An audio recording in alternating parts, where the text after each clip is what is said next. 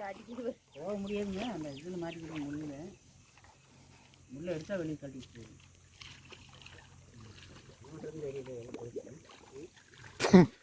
ஓடிச்சு கிணத்துலாம் கொண்டே விட்டுறாதீங்க. கிணத்துல விட்டா ஒரு குஞ்சு இருக்காது எல்லாம். உரிச்சு எடுக்கிறதான் தம்பி பெரிய வேலை. நான் இந்த மீனே பிடிக்கிறது நானும் பிடிக்கிறதில் வந்தேன். அப்புறம் எதுக்கு இத்தனை கொண்டு வரீங்க நீங்கள்? எல்லாம் அடிச்சு தூக்கி எறிஞ்சு விட்டு போகிறது ஒரு ஆசை தான். வந்த அப்புறம் இத்தனை இருக்குது, அப்புறம் விட்டு போட்டு போக முடியாது.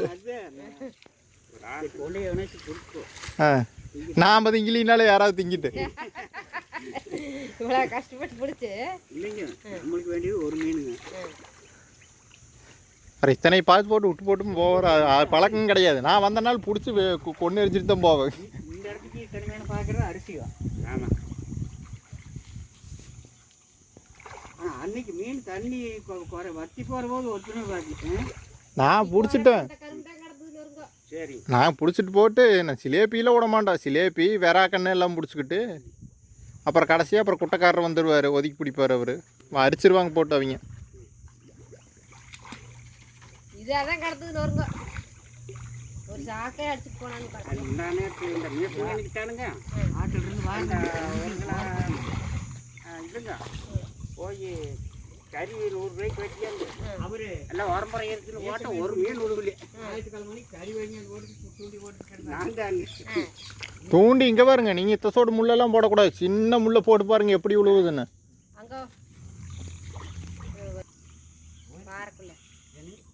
அந்த பாறைச்சந்தில்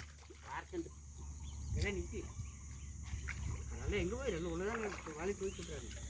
நீங்கள் ஒதுக்கணும். பெருசாகவே ஒன்று நின்றுது. நான் பிடிச்சது பக்கமாக தான் இருக்குது. அது அந்த மீன் கொடுக்குறது பக்கமாக.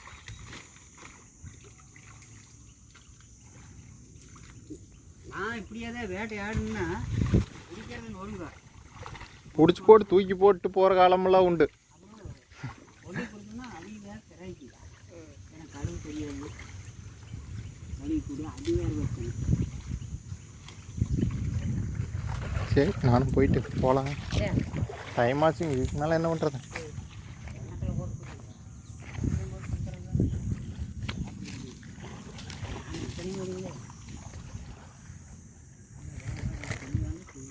இது வேணா ஒரு 5-6 கிலோக்கு மேலே வரும்.